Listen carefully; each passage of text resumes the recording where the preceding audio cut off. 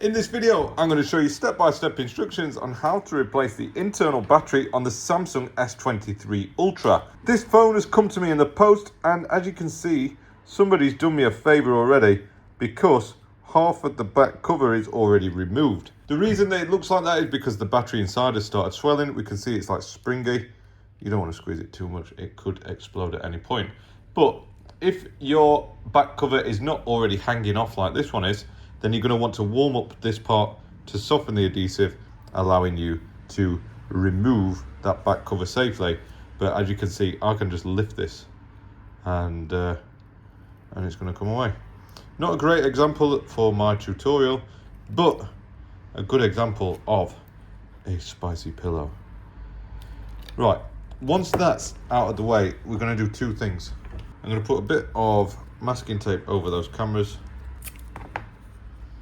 and that's on the back cover. That's just to stop dust getting in those lenses whilst we're working. I'm going to put some of these little camera protectors on there too. They should have enough sticky on them just to go over those and cover them up. One just there. That's just going to keep everything nice and clean while we do the job. Next, I'm going to use the electric screwdriver, and I'm going to start up here, and I'm going to remove all the screws, holding down this metal shield. Turn up the torque, and that's going to reveal all the connectors that we need to disconnect to get this battery safely out of this phone. Just one or two more, one here, and then I'm going to put these, I'm just going to store these on a little magnetic mat. They're all the same size, so don't worry about organising them. We're going to use the flat edge of a spudger, black plastic stick. We're just going to disconnect these two connectors here, and then we can use the pointy end. I'm going to just lift very carefully. I'm not stabbing at it, I'm just getting underneath that metal part so that I can lift it up. It's stuck down a little bit there to that camera. Just lift carefully and it'll separate, allowing you to remove and put this part to one side. Now I'm going to use that flat edge of the plastic stick again to disconnect the battery first of all. Then we've got the display cable, which is this one here, the sub to main cable, and this antenna cable. Just a little side note, I don't think these are damaged, but when the batteries swell like this one has, there is a big risk that these cables will break, or the ends might break, and you might see damage to these connectors. If that's the case, then you're going to need a logic board repair. In this case, it looks like they've probably sent it to us just in time before anything was going to break, but it's just worth noting, if you get no picture after repair, if it's not charging, it's most likely because there's some damage to these connectors here. Moving on. In recent years, Samsung have put this little pull tab on the phones. It makes it quite easy to remove these batteries. Let's just stick that back down there. These are not very sticky once they've been used a couple of times. That pull tab system is made easier to remove if you add a bit of isopropyl alcohol around the battery before you try and remove it. And then I'm going to use the flat edge of the plastic spudger just to give me a little head start on getting that pull tab. With this, just make sure that you've got it away from the battery all the way around, and just hold these three cables out of the way like that, and then you can start lifting up, and you'll find with a bit of strength the battery should come away pretty easily. So the battery's away like that, but it has left behind the, I call it the jacket. It's got a little jacket look what it sits in with the real adhesive in. I'm just going to peel that off. With that peeled away, it's not actually left any adhesive behind, but if yours does, just make sure that you're getting rid of any adhesive sticks around. Because we put some alcohol under that battery, I'm just going to use a clean room wipe to dry and mop up any excess. And the new part that I've got, we've got a adhesive seal, which we'll come back to later, and then of course our genuine bona fide battery that comes looking something like this one. remove it from its outer packaging. Keep hold of that outer packaging because you may need it when you're recalibrating the battery. And then we're just going to peel off this green part. You can see that it's already got its little pull-out jacket on. There is a plastic film on the top that you need to remove. But once you've took the films off, you can just drop it in there, make sure it lines up, and apply a bit of pressure all over the battery, ensuring that it's stuck down correctly. You should be able to tip it up and the battery doesn't fall out, but obviously the little camera protectors do. I hate these things. Sticking to my gloves. Right, stay. Now we're going to reconnect all these connectors one by one, starting off with this like coaxial one.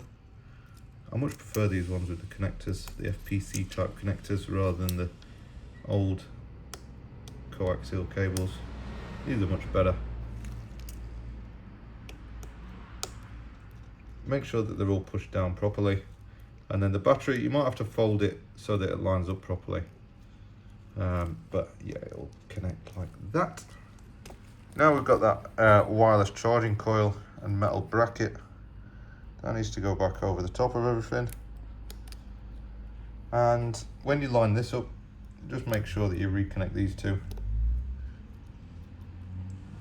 before installing the 5 screws that hold it down. Make sure each and every screw goes down nice and tight.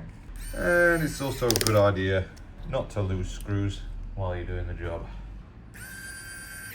If you like repair videos just like this one, make sure that you are subscribed to the channel.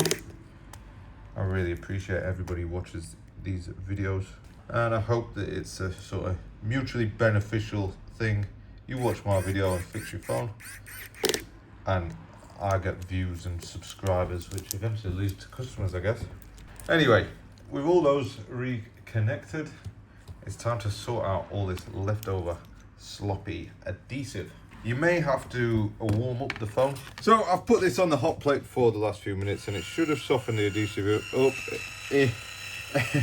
It should have softened the adhesive up enough. I can't even get my words out. It should have softened the adhesive. So I'm going to just use the spindle tool to remove the excess.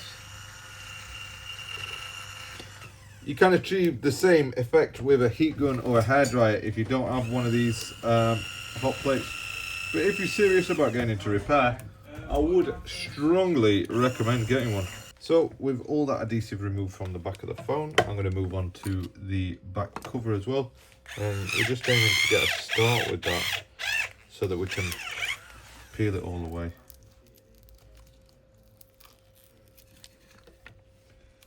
Very carefully peel it away from all this back cover.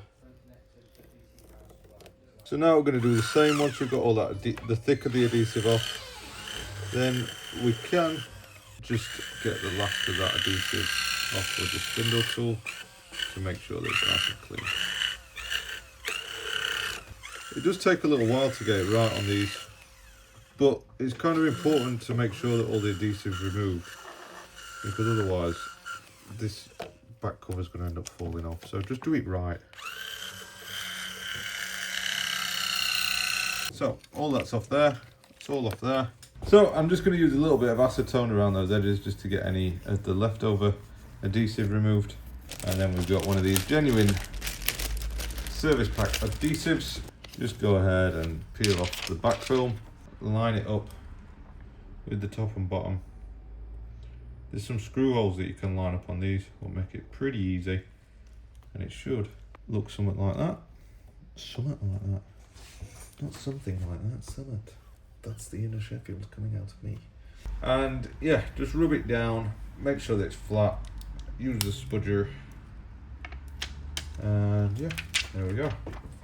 Peel it off, give it a good blowing off with the dust blower, and then peel off that, do it again, and then stick it down like that. And that's it. Just apply a bit of pressure around all the edges. And then we're going to plug this bad boy into charge. So once it's got a little bit of charge in it, sometimes these batteries come with very little charging, sometimes they've got enough to turn it on. We're going to turn the phone on, and if we can get into this phone, then we will recalibrate the battery. So once you've completed the repair and installed the new genuine battery, you need to download the self-repair assistant app. That's in the Samsung store, not the Google Play Store. It'll come up once you've signed in and everything, and it'll tell you to calibrate after self-repairs. Choose continue. It still works in maintenance mode, by the way, and we're going to choose battery. It's just got a, I think it resets the cycle count on this. So you just choose start, reset battery cycle count, and then you have to scan a QR code. I don't think my code will work for yours, but usually it's the bottom code on the box is what I've found. It'll reset the count, and apparently you need to check the camera range sensor calibration. Been in a dark room and done this range sensor thing. I don't know exactly what it did, but I guess it's finished. So yeah, that's it. We're reset in terms of cycle counts. I guess that's how you replace and recalibrate a battery on a Samsung S23 Ultra. Thanks for watching, and see you in the next video.